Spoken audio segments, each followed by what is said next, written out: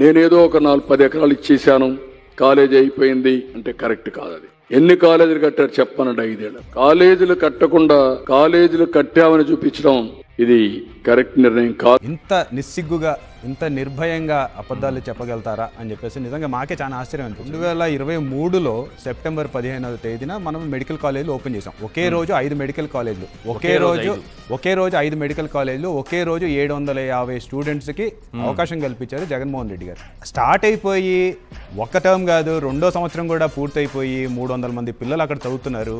అంత నిస్సిగ్గుగా అంత బహిరంగ సభలో నిల్చొని మరి అసలు కాలేజీలే స్టార్ట్ కాలేదు, అసలు బిల్డింగ్లే లేవు అంటే అసలు నాకే ఆశ్చర్యంగా అనిపిస్తుంది. అసలు ఎలా చెప్పగలుగుతారు?